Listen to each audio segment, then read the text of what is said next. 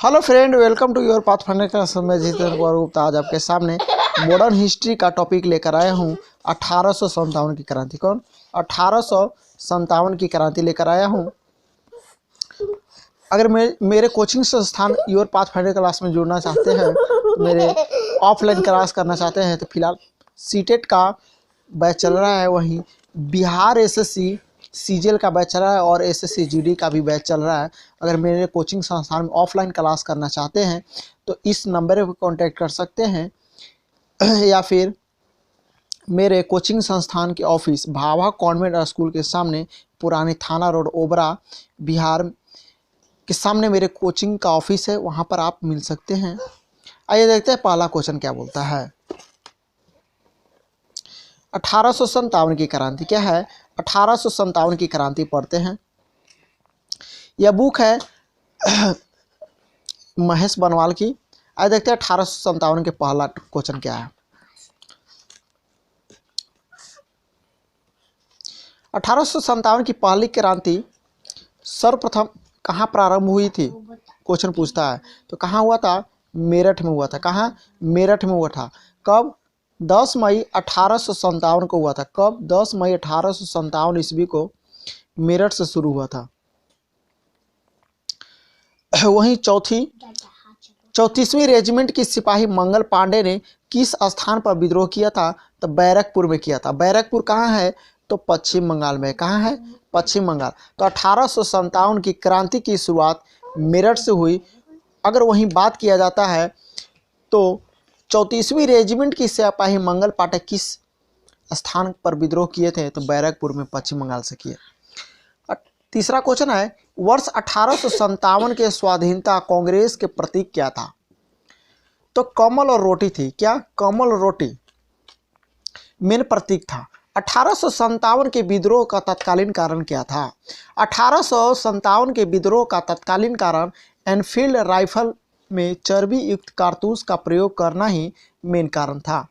Question number next क्या बोलता है कि अंग्रेजों को शोषणकारी आर्थिक, राजनीतिक, धार्मिक और प्रशासनिक नीतियों के प्रभाव में आकर 1857 विद्रोह का जन्म हुआ। 1857 के विद्रोह के समय भारत का गवर्नर जनरल कौन था? 1857 के समय गवर्नर जनरल लॉर्ड कैनिंग थे। कौन? 1857 का विद्रोह के समय का गवर्नर जनरल लॉर्ड कैनिंग महोदय थे। क्वेश्चन नंबर नेक्स्ट, 1857 के विद्रोह के समय ब्रिटिश प्रधानमंत्री कौन थे? तो पामस्टन थे। कौन? पामस्टन 1857 में ब्रिटेन के प्रधानमंत्री थे।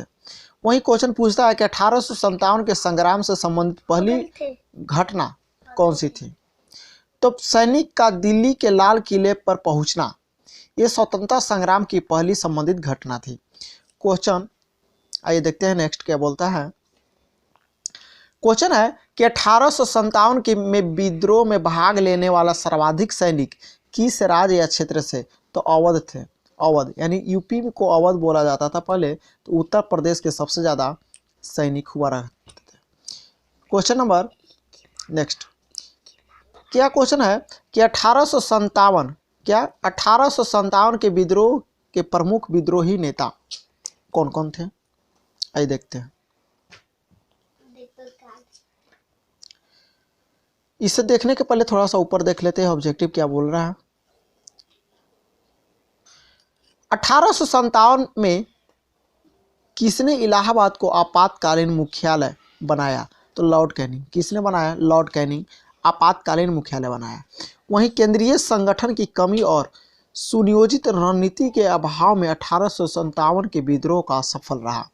असफल क्यों माना गया? क्योंकि सुनियोजित रणनीति का अभाव रहा। कोई क्रांतिकारी वह ऐसा अगुवाई करने के लिए विफल रहा। कोई भी 1857 की क्रांति की अगुवाई नहीं हुआ। क्वेश्चन नंबर आगे क्या बोल रहा है कि लखनऊ में 1857 की क्रांति का नेतृत्व किस महिला ने किया? तो बेगम हजरत महल किए। कौन किए? बेगम हजरत महल 1857 की क्रांति लखनऊ से किए। वहीं 1857 में स्वाधीनता संघर्ष में बहुत प्रमुख भूमिका निभाने वाली रानी लक्ष्मीबाई का जन्म कहाँ हुआ? तो वाराणसी में हुआ था। जन्म कहाँ हुआ? वाराणसी में हुआ था रानी लक्ष्मीबाई का। क्वेश्चन नेक्स्ट, रानी लक्ष्मीबाई को अंतिम युद्ध में किसने पराजित किया?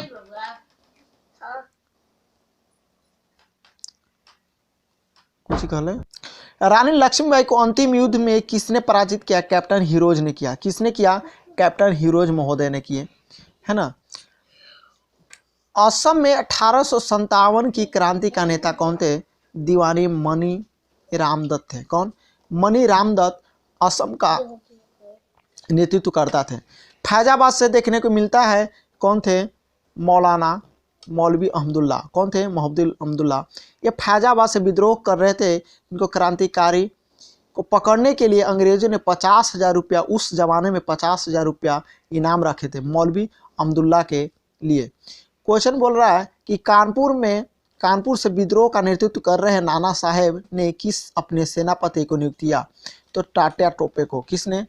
तात्या टोपे को, यानी तात्या टोपे का पूरा नाम है रामचंद्र पांडुरंग। कौन है? रामचंद्र पांडुरंग। क्वेश्चन नेक्स्ट, 1857 के विद्रोह के दौरान मुगल बादशाह बहादुर शाह जफर ने किसे अपना सेनापति नियुक्त किया? तो बहादुर शाह जफर जो थे बख्त खां को अपना सेनापति नियुक्त किए थे। आइए देखते हैं प्रमुख विद्रोह के सारांश। कौन कहां से युद्ध किए थे? कौन सा क्रांतिकारी कहां के थे? आइए देखते हैं 1857 के प्रमुख केंद्र और प्रमुख विद्रोही नेता। केंद्र क्या था? विद्रोही कर्ता नेता कौन थे? विद्रोह का तिथि क्या था? और दमनकर्ता कौन थे? आइए देखते हैं पहले आपकी कैपिटल यानी राजधानी दिल्ली से। दिल्ली से बात करते हैं तो वहाँ के विद्रोही नेता थे बहादुर शाह जफर द्वितीय। कौन था? बहादुर शाह जफर, और बख्त का सेनापति थे। बख्त का सेनापति थे किसका? बहादुर शाह द्वितीय का। ये 11 मई 1857 को प्रारंभ हुआ था। और दमनकर्ता कौन था? निकलसन और हडसन। ये दोनों क्या था? 1857 का विद्रोह दिल्ली से दमन कर दिए थे। क्वेश्चन अब देखते हैं लखनऊ से। लखनऊ से बेगम हजरत महल जो थे विद्रोह करता थे भारत की तरफ से। वही 1857 में 4 जून को प्रारंभ हुआ था वहाँ पर। और वहाँ पर दमन करता थे कैंपबेल। कैंपबेल महोदय जो थे वो भारत को दमनकर्ता के रूप में आए। यानी भारत में जो भी विद्रोह करता उसको दबाने में आए थे। दमनकर्ता कौन था? कैंपबेलवा था। झांसी यानी ग्वालियर में देखने को मिलता है रानी लक्ष्मीबाई।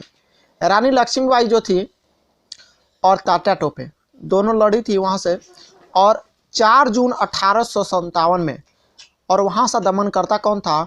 General heroes. कौन था? जनरल हीरोज वो दमनकर्ता के रूप में आया था। कानपुर से देखा जाए नाना साहेब और तात्या टोपे। तात्या टोपे एक सैन्य नेतृत्व करता था, सेनापति था। नाना साहेब विद्रोही नेता थे। 1857 में कैंपबेल था। कौन था? कैंपबेल। तो कैंपबेल हम लोग देखा 2 गो। एक कैंपबेल देखा लखनऊ से, वहीं एक कैंपबेल देखा कानपुर से। इलाहाबाद की बात किया जाता है तो इलाहाबाद में लियाकत अली। कौन थे? लियाकत अली 1857 की क्रांति की बात करता है। और कर्नल नील थे। दमनकर्ता कौन था? कर्नल नील था। कर्नल नील जो था वो दमनकर्ता था। फैजाबाद की बात करते हैं तो फैजाबाद से मौलवी अहमदुल्ला थे। मौलवी अहमदुल्ला, इन्हीं पर 50,000 रुपया इनाम में रखा गया था। और यह दमनकर्ता था कर्नल नील। तो कर्नल नील लियाकत अली और मौलवी अहमदुल्ला दोनों का दमन करता थे। जगदीशपुर से देखने को मिलता है कुंवर सिंह और अमर सिंह। कुंवर सिंह का भाई था अमर सिंह। 1857 में यहाँ पर था दमनकर्ता के रूप में William Taylor and Eyre. William Eyre Taylor दोनों थे। बरेली से खान बहादुर खां। कौन थे? खान बहादुर खां। और 1857 में बिसेंट आयर था। कौन था? बिसेंट आयर बरेली से। वहीं फतेहपुर से देखने को मिलता है अजमुल्ला। अजमुल्ला जो था वो कर्नल जनरल रेनाड दमन करता था। अगर मोटा मोटी बात किया जाए तो 1857 के समय मुगल बादशाह बहादुर शाह जफर था। इसे इस विद्रोह का अखिल भारतीय नेता माना गया था।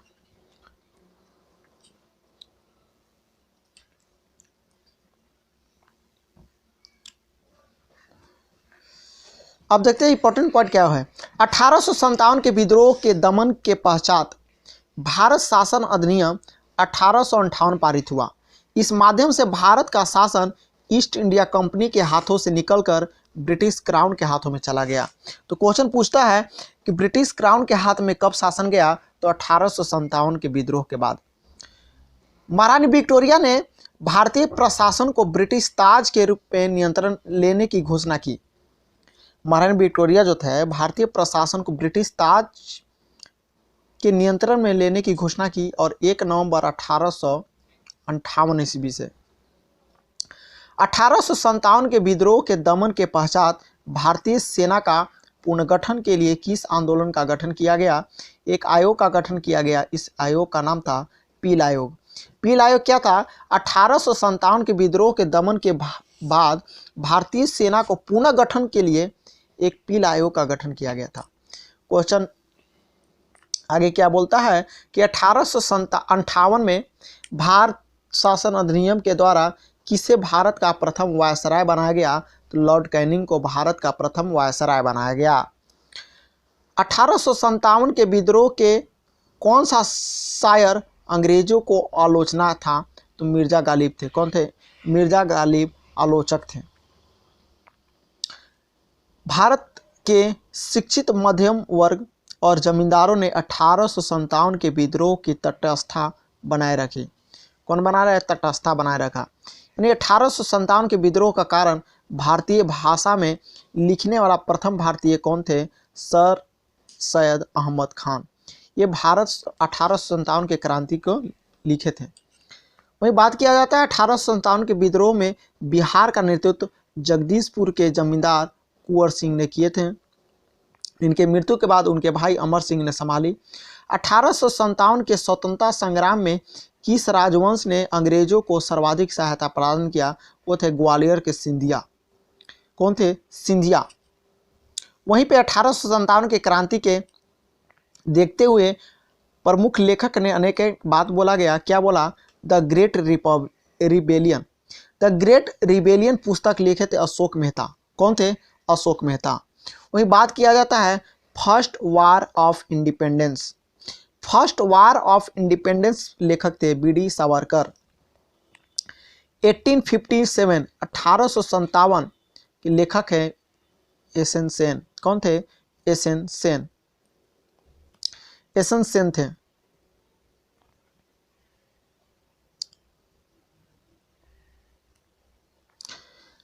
सिपाही मिन्यूटी the revolt of 1857। Sepoy mutiny and the revolt of 1857 R C. Majumdar. कौन थे? R C. Majumdar. History of Indian mutiny. History of Indian mutiny के लेखक टी.आर. होम्स है। कौन? टी.आर. होम्स। रिबेलियन 1857 ये सब पुस्तक है। रिबेलियन 1857 तो पी.सी. जोशी थे। कौन थे? पी.सी. जोशी। नेक्स्ट क्या है? College of the Indian revolt sir Syed Ahmad Khan. Sir Syed Ahmad Khan. ये विभिन्न पुस्तकें लिखी गई। और क्या है? किसने 1857 के विद्रोह को स्वतंत्रता की पहली लड़ाई बताई? तो थे बी.डी. सावरकर। पुस्तक था इनका कौन पुस्तक था? तो पुस्तक था द ग्रेट रिपब्लियन नहीं, first war and independence. BD. Savarkar. इसी में बताए थे भारत में प्रथम स्वतंत्रता संग्राम के लिए प्रथम लड़ाई हुई थी 1857 की संज्ञा थे बी.डी. सावरकर।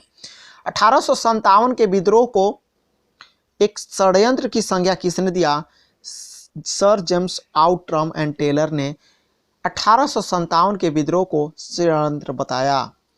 वहीं तथाकथित प्रथम भारतीय राष्ट्रीय स्वतंत्रता संग्राम न प्रथम और न ही राष्ट्रीय और न ही स्वतंत्रता संग्राम था। यह कथन किसका था? तो आर.सी. मजूमदार था। किसका? आर.सी. मजूमदार का था। इन्होंने क्या बताया कि राष्ट्रीय स्वतंत्रता संग्राम न था, न ही प्रथम राष्ट्रीय, न ही स्वतंत्रता ही संग्राम। तो आर.सी. मजूमदार ने बताया। नेक्स्ट क्या है? प्रथम स्वाधीनता आंदोलन का सरकारी इतिहास कौन थे? तो एस.एन. सेन को सरकारी इतिहास के रूप में घोषित किया गया। वहीं बात किया जाए 1857 के विद्रोह पर आधारित प्रमुख मत किनका किनका क्या मत था? आइए देखते हैं। Doctor SN. Sen. Doctor SN. Sen का क्या मत था? इन्होंने क्या मत था कि जो कुछ धर्म के लिए लड़ाई के लिए रूप में कुछ धर्म के लिए लड़ाई के रूप में प्रारंभ हुआ वह स्वतंत्रता संग्राम के रूप में समाप्त हुआ। यानी कहने का मतलब है जो लड़ाई 1857 की क्रांति जो हुआ वो धर्म से शुरू हुआ और लास्ट स्वतंत्रता के संग्राम के रूप में समाप्त हुआ। अशोक मेहता क्या बोलते थे कि 1857 के विद्रोह का स्वरूप राष्ट्रीय था। कैसा था? राष्ट्रीय था। वही बी डी सावरकर का क्या रूप था कि इन्होंने कहा कि 1857 का विद्रोह एक सुनियोजित राष्ट्रीय स्वतंत्रता संग्राम था, यानी सोची समझी साजी थी राष्ट्रीय स्वतंत्रता संग्राम के लिए। आरसी मजूमदार का क्या कहना था कि तथाकथित प्रथम राष्ट्रीय संग्राम न तो प्रथम और न ही राष्ट्रीय और न ही स्वतंत्रता संग्राम था, यह आरसी मजूमदार ने कहा। वहीं सर जॉन लॉरेंस का क्या मत था? इन्होंने कहना था कि यह पूर्णतः सिपाही विद्रोह था। क्या था? सिपाही विद्रोह था। वहीं बेंजामिन डिज़रायली का क्या मत था? ये क्वेश्चन हमेशा पूछा है डिज़रायली वाला। इनका कहना था कि यह विद्रोह एक राष्ट्रीय विद्रोह था। जो 1857 की क्रांति था वो राष्ट्रीय विद्रोह था। पी रॉबर्टसन का कहना था कि 1857 ईस्वी का विद्रोह केवल एक सैनिक विद्रोह था। क्या था? केवल एक सैनिक विद्रोह था जिसका तत्कालीन कारण चर्बी युक्त कारतूस था। टी.आर. होम्स का कहना था कि यह सभ्यता और बर्बरता का संघर्ष है। सभ्यता और बर्बरता का संघर्ष टी.आर. होम्स ने बताया। वहीं डब्ल्यू. टेलर एंड आउटरम ने क्या बोला कि यह अंग्रेजों के लिए विरुद्ध हिंदू और मुसलमानों का षड्यंत्र था। यानी यह अंग्रेजों के विरुद्ध हिंदू और मुसलमानों दोनों मिलकर षड्यंत्र किए थे, ये टेलर ने बताया। रीज महोदय क्या बताया कि यह ईसाई धर्म के विरुद्ध एक धर्मयुद्ध था। ईसाई धर्म के विरुद्ध एक धर्मयुद्ध था। रानी लक्ष्मीबाई की मृत्यु के पर हीरोज ने कहा था कि भारतीय विद्रोह में एक अकेली पुरुष कौन थी? रानी लक्ष्मीबाई थी। कौन बताया? हीरोज ने बताया था। इस वीडियो को शेयर, लाइक, सब्सक्राइब करें। Thank you for watching.